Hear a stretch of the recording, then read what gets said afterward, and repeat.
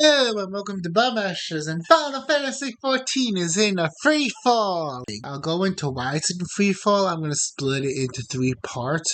First, we're going to talk about the obvious part, the story with Wook Lamont. And then the second part, the manager.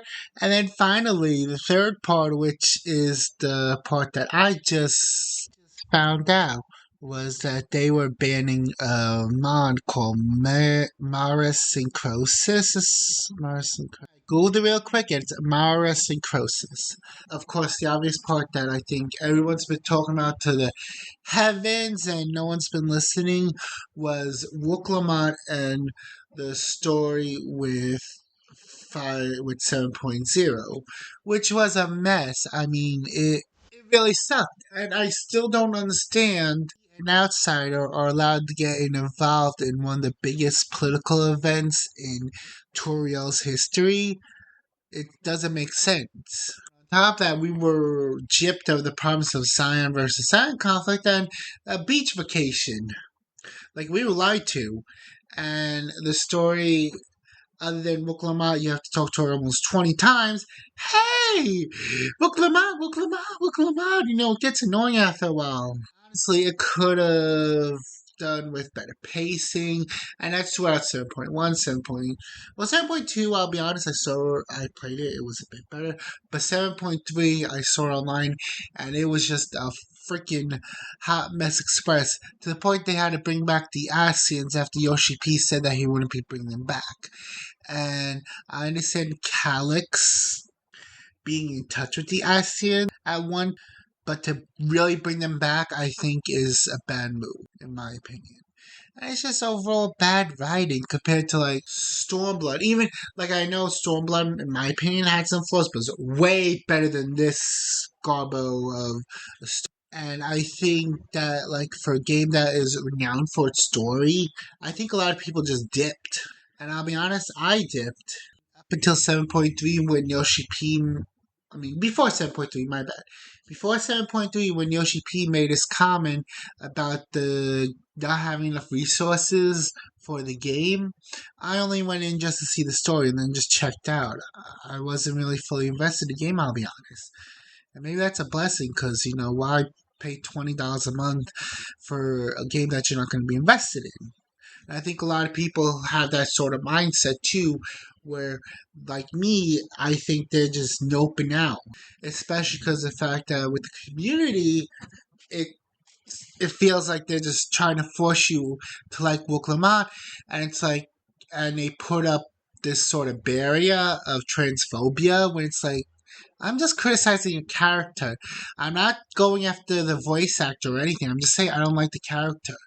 And I think that's sort of, where I stand. I think hope most people stand. But anyways, so that's sort of the first part. I think this expansion pack was really mid, that I think a lot of people just checked off. Now the second part, oh boy, oh boy, oh boy, oh boy, is the quote-unquote law consultant slash localizer for Final Fantasy XIV, Miss Catherine Wasino Wraith, who haunts FF14. Now, this is more of an interesting one, because she's apparently the haunted soul of Dawntrail, according to one of the voice actors, which I guess why Dawntrail has no heart and soul.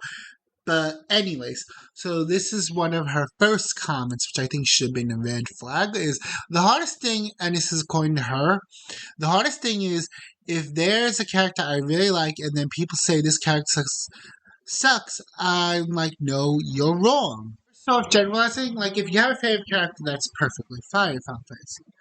Not everyone's gonna like everyone, and I think that's sort of the problem with forcing local more on everyone. It's gonna make people more apathetic to her.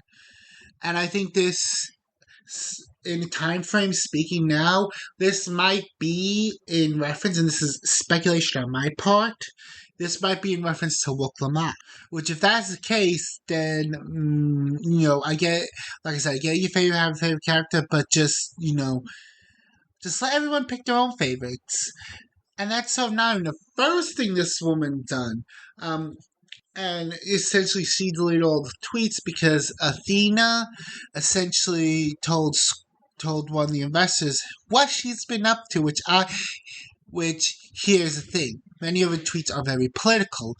And I get if this Kate person was just a lowly coder. Like, I don't have to agree with your opinions, but they're yours.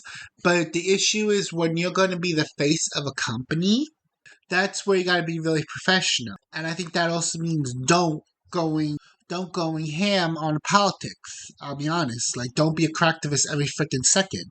Because at one point she took a side in sort of a divisive war with Gaza and Israel, saying that she stands with Gaza on her localizer. And then on top of that, in her ever wise so nature of hers, decided to repost this. And I think you can't say she didn't post herself. Because when you repost something, whether it be a kitty post or a political post, it resonates with you in some sort of way. And this is what she reposted. My personal opinion is that everyone should be alarmist about everything the conservative movement is saying and planning and attempting right now. You should be alarmist about fascism. Be very alarmed about white Christian nationalism. It's an absolutely appropriate reaction. There's a whole big level of irony, first of all, and then I'll unpack that tweet. But the irony is, she's part of the same group of people that will essentially force Woke Lamar and then call them all the names under the book because they don't like her. And secondly, I don't know if she has realized it, but the goalposts for what conservative and Democrat have been shifted so much that I think most moderate people have been just chucked out of the Democrat Party. And all you get is and all you have left is just sort of, at the end of the day, those sort of fringe group of extremists that's left. People in general are very complex beings. A matter of they may hold some conservative, some, sort of liberal opinions, and they aren't going to agree with you. And plus, people will have different train of thought. That's just the way it is. I don't know what to tell this woman. If anything, literally Trump won the popular vote, and this was in 2024. And the only reason many of the blue sort of states were blue was because of the cities. I'll post the election map up if you all want to see and you're curious. But I don't know what this woman is thinking.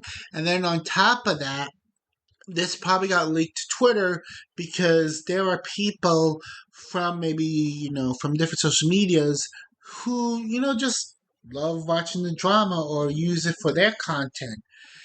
And they may go under like a pen name of pro-trans communists and not use their sort of real name.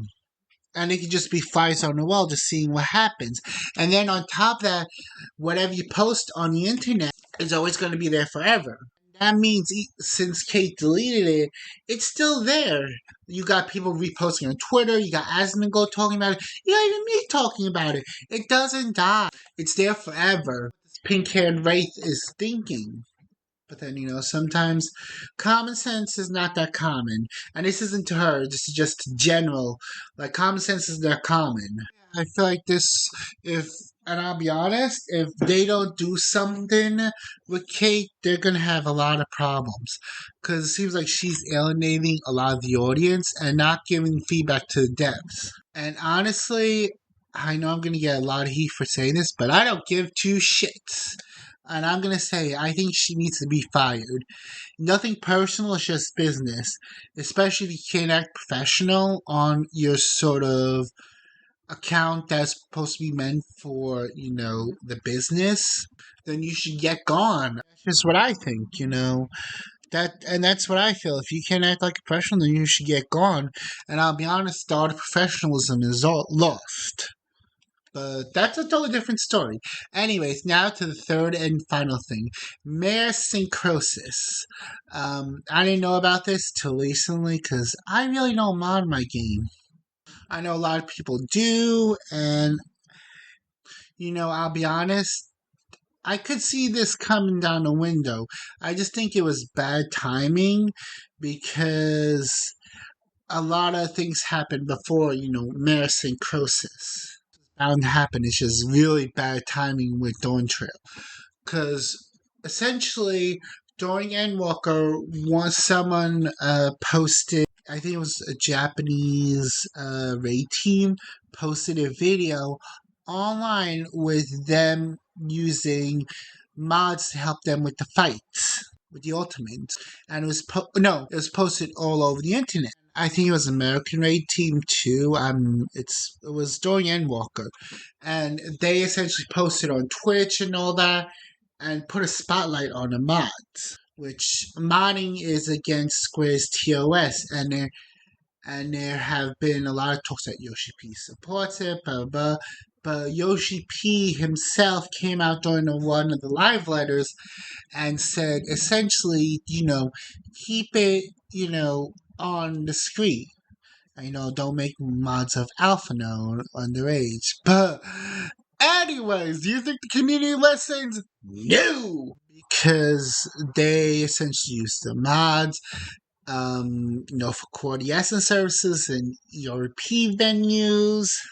And then at one point around the time Yoshi P made a statement, this is like around before, someone put a freaking massive billboard with modded content on it. It's just like, great. You'll just want to get this banned. Like, hey, I listened to Yoshi P when he said take a break to play other games. I listened. I know what he's saying. And honestly, I can't blame Yoshi P on this one because it's sort of a rock and a hard place because Japan, when it comes to mining culture, they aren't too thrilled about it, and they think the game should be kept its original state. I can fault him for many things, especially his comment about the Falk Tower being too expensive to make another mode. I can't fault him for this because he is essentially in a rock and a hard place. And I think he asked the community to keep it on the low. And now they didn't do it, and it's coming back to bite them. And there's a huge ERP community in Final Fantasy XIV. And Limsa is jokingly one of the big spots for that, especially the benches and stuff. Ooh, okay. And then there are ERP clubs, and like I said, Cortesians. So I don't think this is going to end well, because especially also a lot of the RPers, from what I heard, buy a lot of the cash shop stuff. But it might be different now, because, everyone's trying to buckle down and hold on to money. But, that's just it.